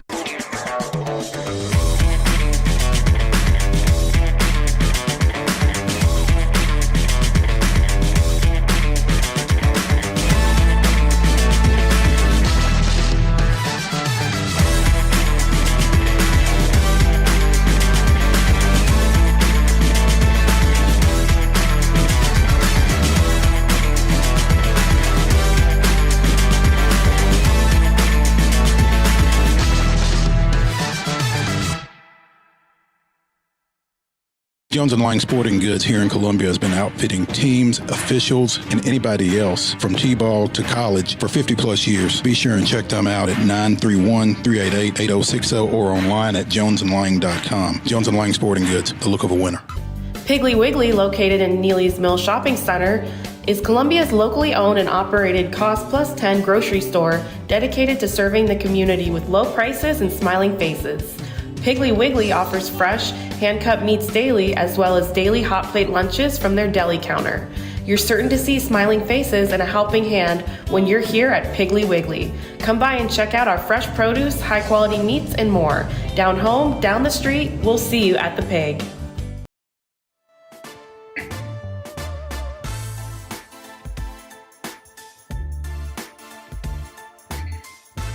Welcome back into Throwback Thursday here on Main Street Sports today, presented by the Tennessee Orthopedic Alliance of Columbia. That's David Wilson. I'm Maurice Patton. Joining us now from the Vanderbilt Radio Network, it is King Ram, Kevin Ingram. Kevin, good afternoon. What's going on, guys? How are you? We're doing well. With it being throwback, am I like a throwback guest or something like that? No, I mean you're not a throwback at all, man. I mean we get you as often as we can. Yeah, so we appreciate you taking some time, and of course, as you see, we've got the logo.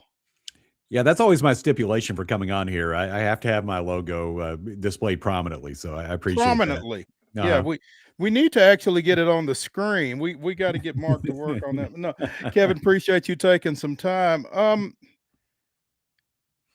I'm sure you watched last night's game. I'm not sure if you were involved in Memphis or not, but 77-7 big win over at the FedEx Forum over Memphis. But it really kind of felt like that game was closer than it needed to be, Kevin. They went through a stretch there in the second half where it was like they were just giving it to Memphis at will. The ball, I mean. Yeah, Mo, it kind of felt that way. Tim Thompson and I, we did the game over in Memphis last night on the radio. And, you know, it felt like early in the second half, Vanderbilt came out and scored the first 5 points of the second half. And like, okay, you know, maybe we're off and running here and got a double-figure lead. But then it just felt like the wheels sort of fell off and a lot of turnovers and just didn't shoot very well. And at times it just simply didn't play very well. And to Memphis's credit, they played good defense. They pressed.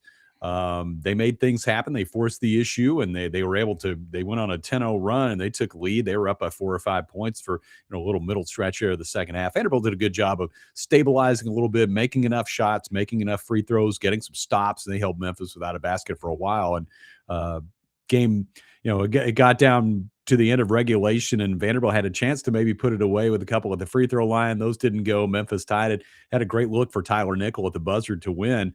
And then went to overtime. Vanderbilt played pretty well in the OT and got the job done. Hit a bunch of free throws and got out of there with a win. It wasn't the prettiest, but as I said on the broadcast, it was a grind in the grindhouse, and that's kind of what it felt like as the Commodores beat Memphis for the first time in a long time. They had not beaten Memphis since 1997, so that was a good win, and I think one that will probably reward this team as the season goes along, because I think Memphis will certainly win some games in the American Conference. Kevin, I'm going to take the glass half full approach. I feel like this was a really big win for this program, particularly being on the road in a tough environment down at the FedEx Forum.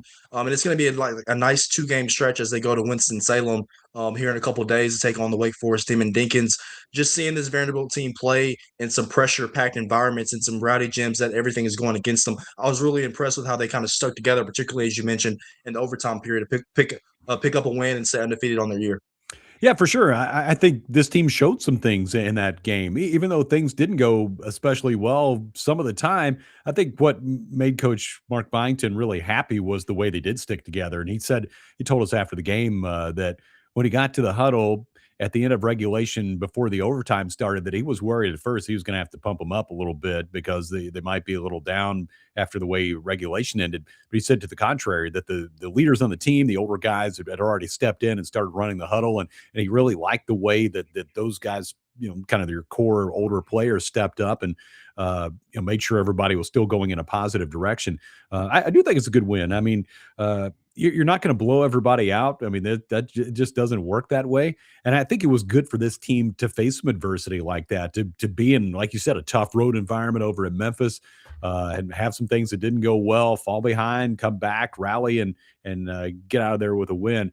I think, going into SEC play, we're going to see a lot of physical games coming up in the next couple months. I think that's one that's probably going to go a pretty good distance in getting you ready for that. And I think another one coming up at Wake Forest on Sunday will probably do the same thing.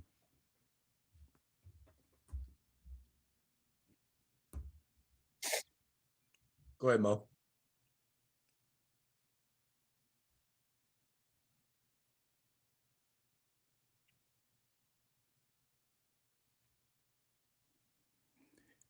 Kevin, David said that he was taking the glass half full approach. Was that the approach that Byington took for the most part yesterday? I think he did. I think he was happy with the resilience they showed and just the way they hung in there and stayed together. And this is a group of guys, even though they've only played together for a few months and been teammates since back in the summer, it seems like they've gelled really quickly, and it seems like they have good chemistry and they like playing with each other. And I think that's really positive for this Vanderbilt team, that even when things don't go well or the 3-pointers don't go in, only 6 out of 31 last night for a team that shot 37% from 3 going in, and then you make 20 turnovers. The assist to turnover ratio for this team has been somewhere around 20-7. Well, last night it was 12 assists and 20 turnovers, and Memphis turned those into 23 points. And on the flip side, Vanderbilt did about the same thing with 21 points off 20 turnovers. But I think overall he was pleased just the way they hung in there and got the job done. I think he was less pleased with the game against Central Arkansas on Saturday, where just coming off a 10-day layoff where they've been off for a while for exams and maybe hadn't gotten the amount of quality practice time in that you would hope for normally. I didn't think he was especially pleased with that one, but I think last night, even though it wasn't a vintage performance, I think he was happy with the way they were able to stay together and get the job done in a tough environment. And no coach is ever satisfied, but I mean, could they have ever expected to be 11-0 at this juncture of the season, at the onset of the season, do you think? I think maybe. I thought the 3 wins down in the Bahamas were really quality wins. And those were against teams that are probably going to win a lot of games. I think Western Kentucky will play well in Conference USA. I think VCU and the A-10 will be good. And I think St. Mary's is always out in the West Coast Conference. Like, they'll probably win a lot of games. It's always kind of Gonzaga and St. Mary's in that league, at least for now. And then SMU, I thought was a really good win. That's a team that'll win some games in the ACC and go all the way back to the second game of the year. Vanderbilt went down to Central Florida. We went down to Orlando and came back with a win from that game. And last time I checked, those guys had not lost again.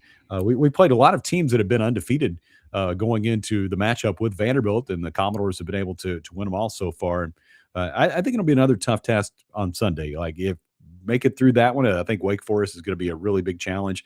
I know I think they had some difficulty with Longwood last night, but I think that's a quality team that Steve Forbes has. So, I think all these games in different ways will help this team as the season goes along. But it feels like, even though they haven't played like the big marquee non-conference games that, against somebody that's ranked in the top 10 or whatever, they have played some quality teams. And I think if you look at the net rankings and some of those other things, Ken Palm and all those things, I think it's reflected when you look at some of those rankings. Kevin, a name that we've heard a lot in the mid-state going back to his prep days at Brentwood Academy is Tyler Tanner. We heard a lot last year, Coach Byington raving about him and just his potential at Vanderbilt. He's really seemed to take that next step this year. He's the team's second leading scorer behind Duke Miles, averaging about just shy of 16 points a game. He just seems to be that guy that really is the straw that stirs the drink, per se, when it comes to this team. Just kind of talk about his growth from his freshman year to sophomore year, and just the level of player that he's become, particularly for this group. Yeah, I think for Tyler, I don't know that there are very many players in the country that have made a bigger jump from freshman to sophomore. Last year, he was good. I mean, he was an excellent defender, set freshman records for steals, and went a long time without committing a turnover all the way through the non-conference before he committed a live ball turnover. But this season, it's pretty clear the offensive game has gone to a completely different level for Tyler Tanner.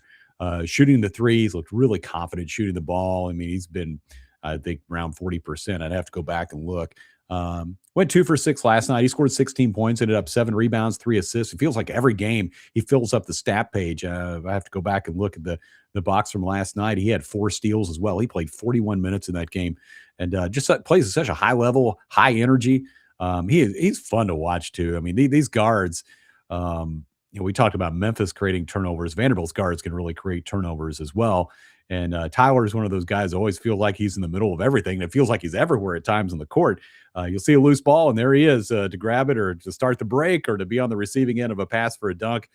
He's showed that he can score in all different ways. He can shoot threes, he can drive, he can shoot on the run. It's just been super impressed with him. And I think his positive energy, he's one of those guys in this team, along with Duke Miles and a few others. I think their positive energy is something that everybody else feeds off of. And I mean, the sky's the limit for that guy. Tyler Tanner he has made a huge step from year 1 to year 2, and he's been fantastic.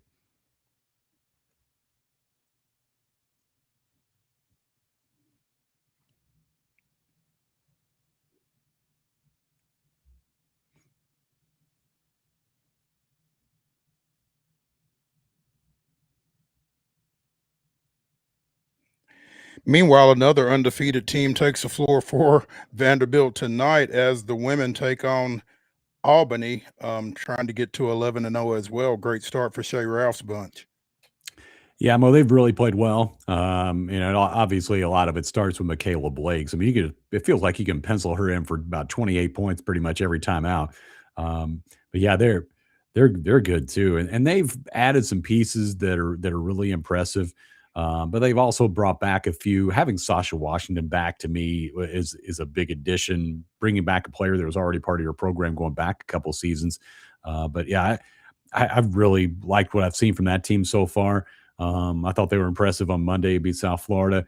The one game I think they were maybe not as pleased as they would have liked to have been was the game against Virginia in that ACC SEC challenge where Vanderbilt really blew their doors off in the third quarter, and then saw Virginia kind of come back and make it a little too interesting toward the end. But I like the makeup of that team. I like what Aubrey Galvan, the freshman, has added.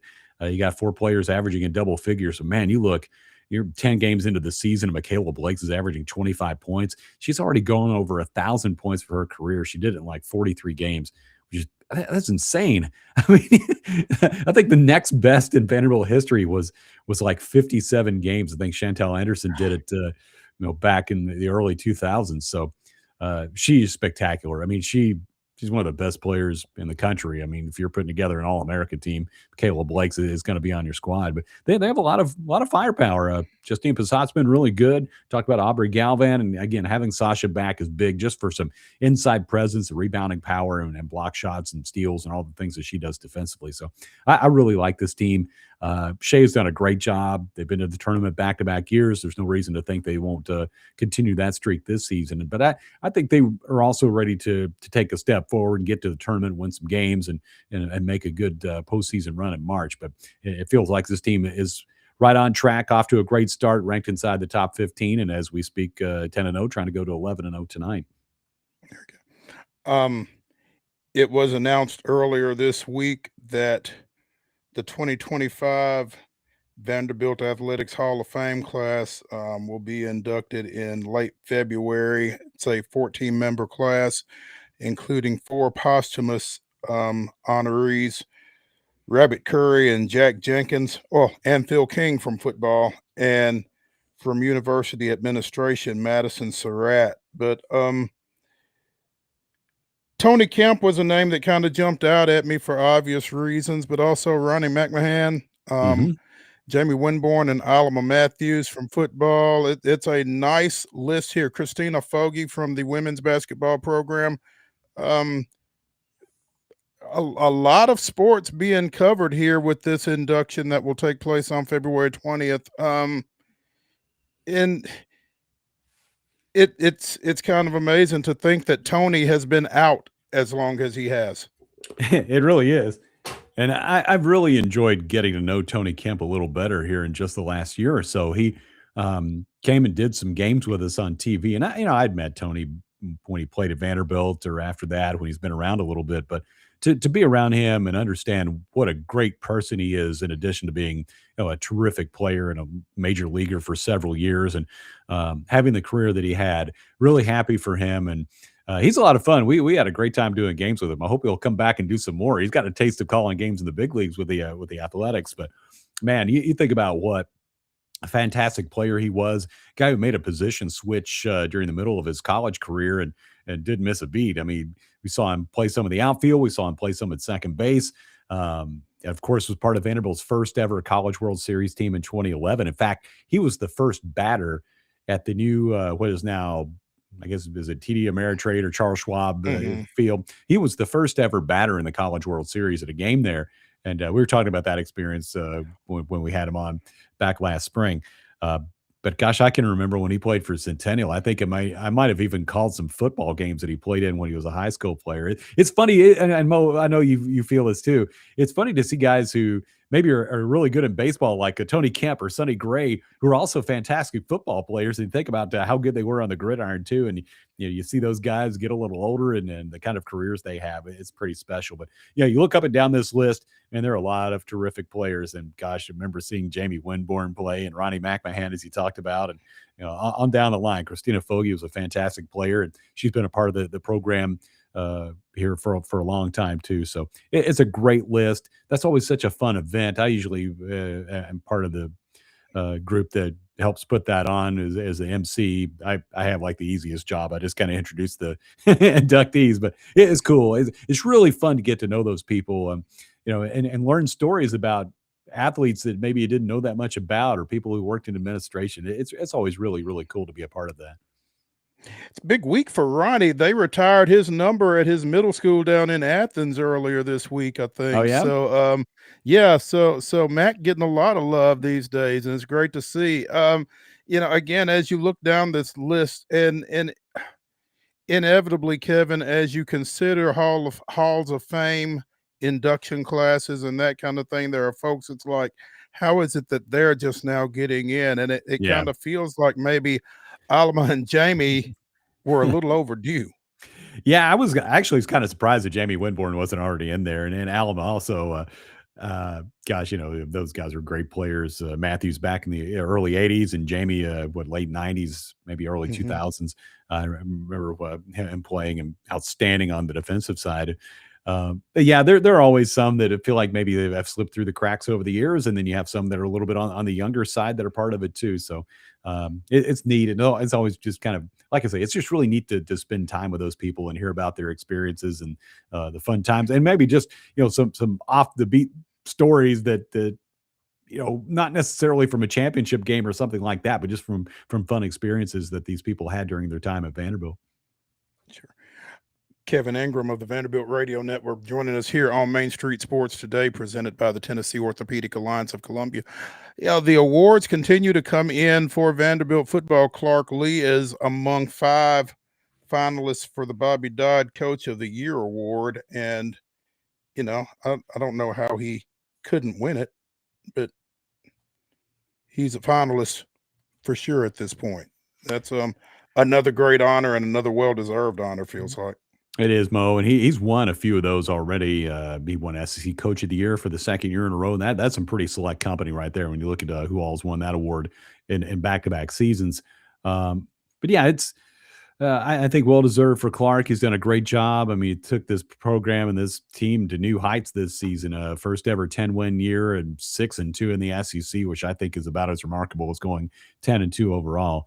And on the doorstep of the playoffs, came up a little short there, and you have a Heisman finalist and Eli Stowers winning national awards. So it's been really special, and Clark's done a great job. I mean, you think about the turnaround over the span of 2 calendar years from where this team was when they walked off the field at Tennessee in 2023 to where they were when they walked off the field in Knoxville a few weeks ago. It is pretty remarkable to see what he's done there.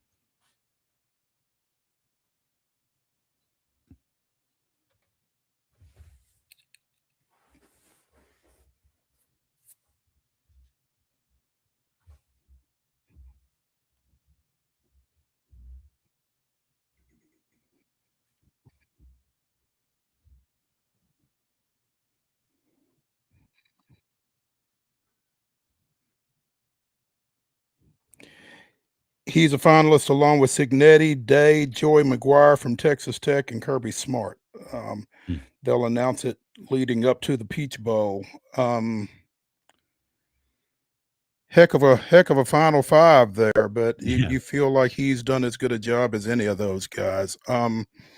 Sporting News' All-America teams came out. Eli, first team. Diego, second team. Again, the honors just continue to come in for that football program. They do. And gosh, I mean, both those guys have had fantastic seasons, and this team would have won 10 games certainly without them. Gosh, just to see the energy that Diego's brought to this program, and just the way everybody's kind of fed off his play. And people can say whatever they want, and I don't know if some of the stuff after the Heisman ceremony was a little unfortunate, and Diego apologized for that.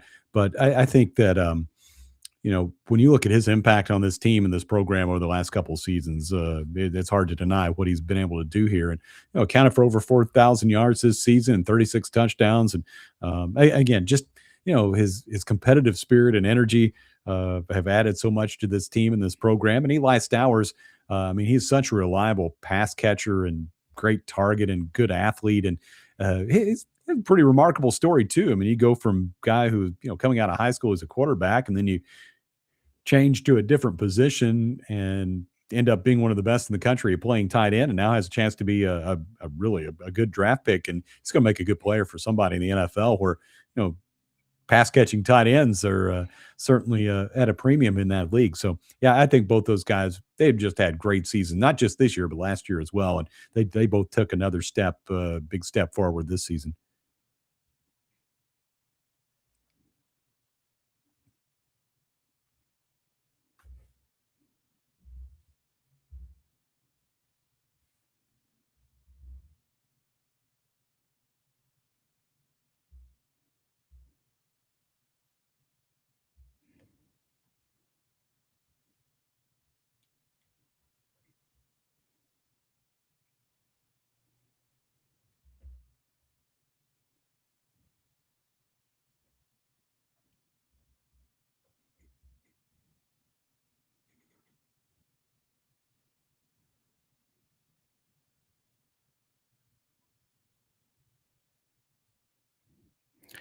Kevin Ingram of the Vanderbilt Radio Network joining us here on Main Street Sports today. Kevin, really appreciate you taking some time with us this afternoon, and hope you catch up with you, man. Have a great Christmas. Anytime. Really appreciate it. Always enjoy being on with you guys. And yeah, enjoy the holidays. Hope everybody has a good one. And we'll talk soon.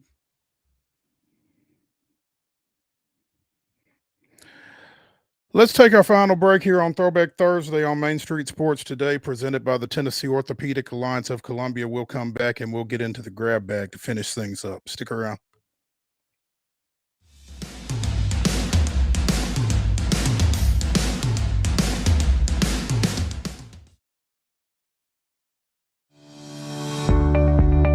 When I think of Delta Dental now, it's really their core values. It's the volunteerism, it's the giving back. Delta Dental gives us 10,000 toothbrushes. So twice a year, we have these children that are going home with food that may not have weekend food, and they're also getting a toothbrush. The best partners are the ones that truly do impact the community together.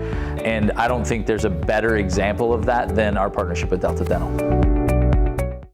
Being in Tennessee, we wanted to try to keep it as local as possible, so we have an entire section of our menu that is just dedicated to local whiskeys like Uncle Nearest, Jack Daniels, of course, George Dickel, Nelson Brothers, Greenbrier whiskey, and all of our taps are all local.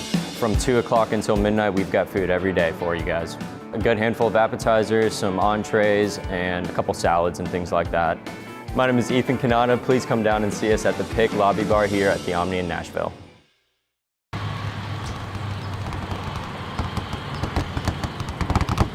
The winning just got closer. All new Sportsbook, the latest gaming machines, live horse racing, and more. The Mid Gaming Hall, Kentucky Downs. Winning just got closer.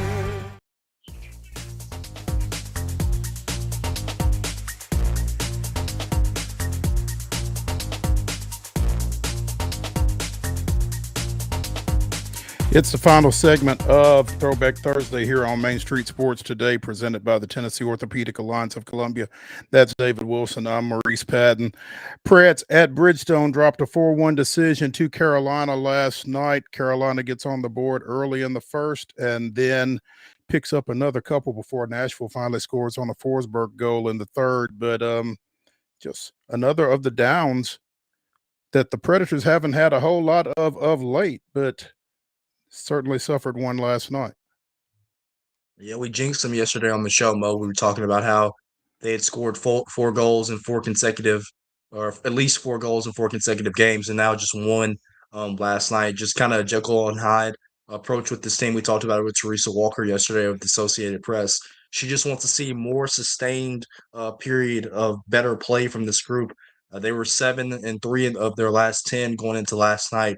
But for them to claw their way back into the wild card race, they're going to have to do more over the next month and a half.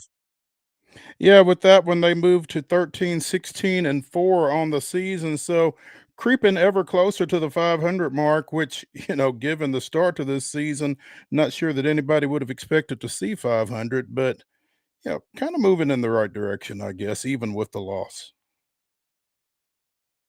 Yeah, that Bunsen burner, that hot seat, whatever you want to metaphor you want to use for Andrew Burnett, it feels like it's simmered down just a little bit, especially with him being a Barry Trotz guy. But it feels like they're going to have to show more in the next couple months to the end of the regular season to potentially save his job. Yeah, I think that there's more to it than just wins and losses, as we've talked to Ann Kimmel about that situation. But wins certainly wouldn't hurt, and they've got an opportunity for one Saturday when Toronto comes to Bridgestone. So Memphis, speaking of 500, moving to 13 and 14 with that 116-110 win up at Minnesota last night. Big night out of Jaren Jackson the third, 28 and 12. Jock Landale, 20 and 10 off the bench, including 4 of 9 from behind the arc. Memphis continuing to put some things together, feels like. Yeah, nice win for them on the road. It helps when Anthony Edwards was out due to injury for his 3rd consecutive game. So you'll take those breaks when you can, when you're not having to face one of the superstars in the league. But a nice road win. We'll see if they continue to turn the corner as we kind of come up on Christmas.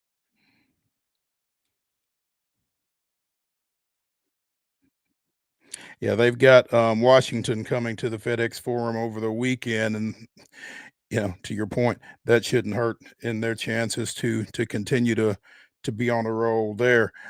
Coming out of college football activity, some news off the field. Obviously, LSU interim coach Frank Wilson seems to be headed to Ole Miss to join the staff of Pete Golding after LSU completes its postseason play. Golding and Wilson were together when Frank Wilson was head coach at Texas San Antonio, so they'll be joining forces in the SEC, seems like. And a lot of LSU people feel like this one's gonna hurt, losing a guy who has been as big in New Orleans and has been as big around that program as Frank Wilson has been historically. So he will be leaving LSU after their Texas Bowl appearance against Houston on December 27th.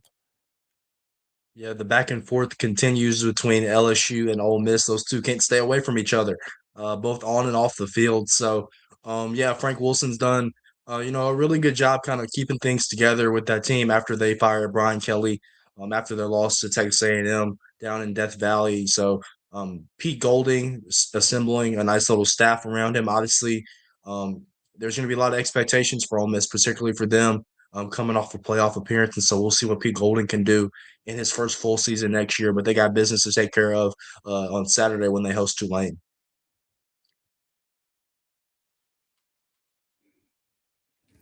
Yeah, gonna be.